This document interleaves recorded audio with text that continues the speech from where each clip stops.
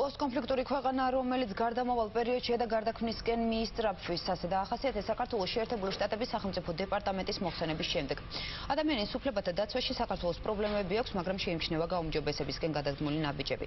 აქვე ხაზი აქვს გასმული იმ ძალადობას, რომელსაც ქართული მოსახლეობა ოკუპირებულ ტერიტორიებზე განიცდის. შეერთებული შტატების სახელმწიფო დეპარტამენტი ყოველწლიურად აქვეყნებს მოხსენებას მსოფლიოში ადამიანის უფლებათა დაცვის მდგომარეობასთან დაკავშირებით. წელს ამ სიის ლიდერებს შორის ეგვიპტე, შრი-ლანკა და რუსეთია.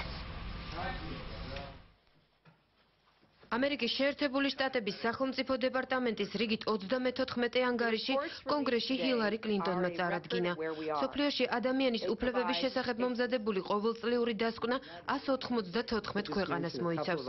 ანგარიში საქართველოს 60 გვერდი აქვს დათმობილი. ადამიანის უფლებების დარღვევის გარკვეული შემთხვევების მიუხედავად, საქართველომ მაინც მნიშვნელოვანი რეფორმების გატარება შეძლო. ეს ციტატაა დასკვნიდან. 2009 წელს ქვეყანაში იყო ძალაუფლების გადამეტების ფაქტები, ადამიანების დაკავების გამო, პრობლემების საპყრობილეში არსებულ მდგომარეობასთან და მედიის თავისუფლებასთან დაკავშირებით, ნათქვამია ანგარიში.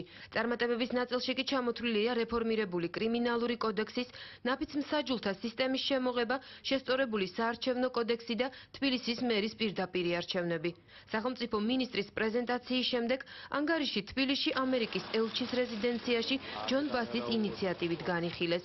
მიღება საპარლამენტო უმცირესობისა და უმრავლესობის წევრები, სახალხო დამცველი, არასამთავრობო ორგანიზაციებისა და დიპლომატიური კორპუსის წარმომადგენლები ესწრებოდნენ. ჯონ ბასმა საკუთარი პოზიცია საელჩოს ვებგვერდზეც განათავსა. საქართველოს შესახებ ანგარიში ასახულია გარდამავალ პერიოდში მყოფი საზოგადოება, რომელიც ოკუპაციისა და კონფლიქტის შემდეგ ევროპასა და ატლანტის ოკეანე მეორე მხარეს მცხოვრებ თავისუფალ საზოგადოებებში ფესვგადმული ღირებულებებითა და ნორმებით დემოკრატიულ მომავალს აშენებს. ანგარიში ასახულია საქართველოს მთავრობის მნიშვნელოვანი მიღწევები, მაგალითად სისხლის სამართლის ახალი კოდექსის მიღება. ასახულია აგრეთვე ის სფეროები, რომლებშიც საქართველოს მთავრობას მეტი მუშაობა მართებს, რათა დაკმაყოფილდეს საერთაშორისო ნორმები.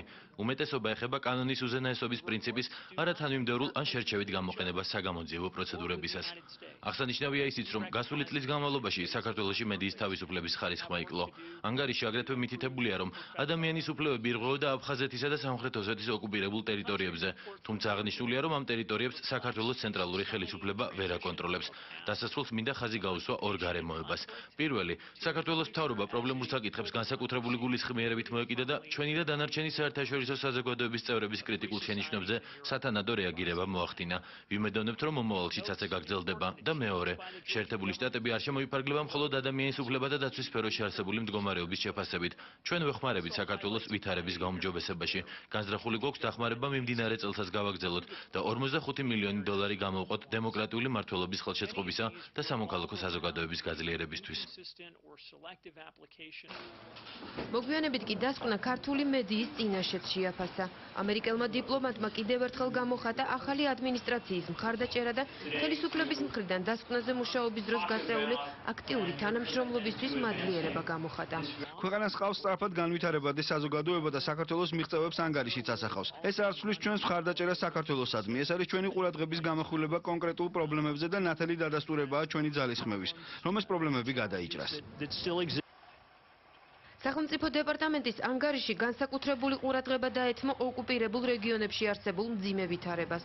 დოკუმენტში წერია, რომ ეთნიკურად ქართულ მოსახლეობას ხშირად ავიწროვებენ აფხაზები და რუსი სამხედროები. ეგრეთ წოდებულ სამხრეთ ოსეთიდან კი დევნილებს დასაბრუნებლად რუსული პასპორტების აღებას აიძულებენ. ანგარიში ხაზგასმულია, რომ ოკუპირებულ რეგიონებში არ უშვებდნენ საერთაშორისო ორგანიზაციებს. თბილისში დასკვნის შინაარსი ოპოზიციის განხილვის თემა გახდა. მათთვის ყველაზე მნიშვნელოვანი ანგარიშის კრიტიკული ნაწილი აღმოჩნდა. უკეთესი იქნებოდა საქართველოს პრეზიდენტს ადეკვატურად აღიქვა ამერიკის შეერთებული შტატების საკმაოდ მწვავე კრიტიკა და დაუყოვნებლივ ეზრუნა ისეთი პოლიტიკური ნების ფორმირებაზე, რომელიც გამორიცხავდა ანალოგიური ფაქტების გამეორებას მომავალი წლის ანგარიშებში. პირდაპირ არის ნათქვამი ციხეების გადაწყვეტილობა და აქედან გამომდინარე პატიმრების ძიმე მდგომარეობა, პირდაპირ არის ნათქვამი სოციალურ დისკრიმინაციაზე და სოციალურ სამართლობაზე, იმ სიღარიბეზე. ეს არის ძალიან მნიშვნელოვანი და გასათვალისწინებელი დოკუმენტი. ვიცე-სპიკერი მიხეილ მაჭავარიანი განმარტავს, რომ საანგარიშო პერიოდში მოყვანილი ბევრი პრობლემა დღეს უკვე მოგვარებულია.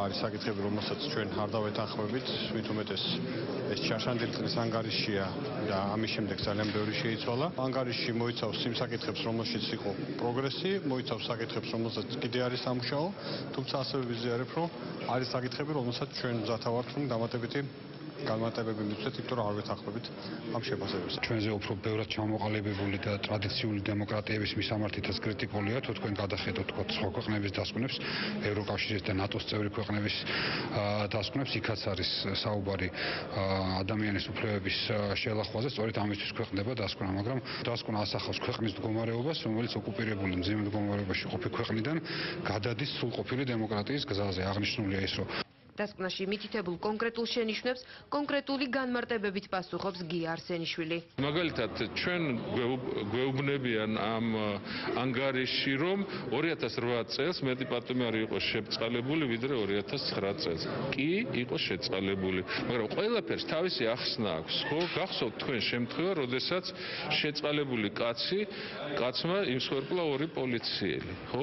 ამის მერე ცხადია, რომ სახელმწიფო ინსტიტუტებიც და ის ხალხიც, ვინც აი ამ სისტემაში არის ჩართული, უფრო ფრთხილად და უფრო ყურადღებით აკეთებდნენ იმავე საქმეს, რასაც წინა წელიწადში აკეთებდნენ. 60 გვერდიან მოხსენებაში ცალკე თავი ეძღვნება საპატრულო პოლიციაში გატარებულ რეფორმებს და კორუფციის დაძლევის ფაქტებს. სახელმწიფო დეპარტამენტი თავის მოხსენებაში საქართველოს რეფორმებთან ერთად უკრაინის წარმატებულ არჩევნებსაც იწონებს.